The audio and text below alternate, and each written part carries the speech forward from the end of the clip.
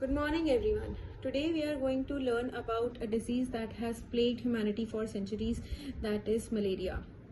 Despite significant progress, it is still prevalent in tropical and subtropical areas of the world. By the end of this lecture, you will be able to learn about the 5 aspects of the disease, that are the types of malaria caused by different species of Plasmodium, the signs and symptoms of the disease, the life cycle of parasite in humans, the diagnostic test done for malaria, and preventive measures taken to protect against this disease. So what are the types of malaria? Malaria is caused by a parasite called Plasmodium. There are 4 species of this genus Plasmodium which infect humans and produce malaria. So the 4 species are Plasmodium falciparum, Plasmodium vivax, Plasmodium ovale, Plasmodium malariae. Plasmodium falciparum produces the most dangerous form responsible for majority of deaths due to malaria. It is especially prevalent in the sub-Saharan Africa. The most common species in Asia is the Plasmodium vivax, and Plasmodium ovale is similar to Plasmodium vivax in the life cycle found in liver, and it is mostly common in West Africa. Plasmodium malariae produces a less severe but chronic infection which lasts for years. What are the signs and symptoms of the disease? Malarial symptoms appear between 10 to 14 days after a bite by a female Anopheles mosquito. The signs and symptoms vary depending upon the species and the chronicity of the disease.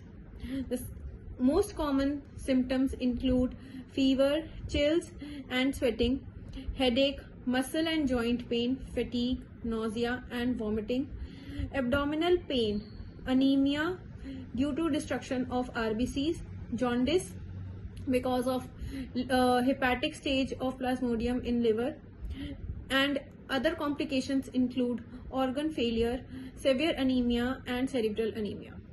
What are the stages of malaria in human? There are 3 stages of malaria in humans, that are exoerythrocytic stage, erythrocytic stage and gametocytic stage. During the exoerythrocytic stage, after the bite of the mosquito, sporozoids are injected into the bloodstream of humans by the female Anopheles, which then travel to the liver through the bloodstream, where they mature and replicate in the liver.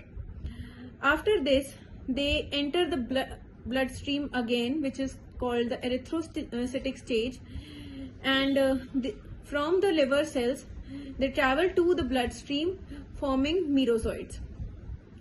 They infect the RBCs over there, and inside the RBCs the parasite undergoes further multiplication. They eventually cause the bursting of the RBCs, which leads to the cycle of fever and chills. Then comes the gametocytic stage. Some parasites in the bloodstream mature and develop into male and female gametocytes, and when a mosquito bites an infected person, it ingests these gametocytes, wherein the gametocytes form a zygote and then an oocyte, and again the sporozoids are formed over there, which are then injected into the bloodstream. Then what are the tests for the diagnosis of malaria? The most common test prescribed by doctors to diagnose malaria is the blood smear, microscopic blood smear for malaria. The blood smear is examined under the microscope to detect the presence of malarial parasites in the blood. It is the gold standard for diagnosis. Then the other tests include rapid diagnostic tests, which are the antigen based tests, and they give the results within 15 to 30 minutes. Then comes the polymerase chain reaction PCR test. They are the most sensitive test and the serological test which detect the antibodies against malaria. What are the preventive measures for malaria? that include vector control, chemoprophylaxis, vaccination, environmental control, and personal protective measures.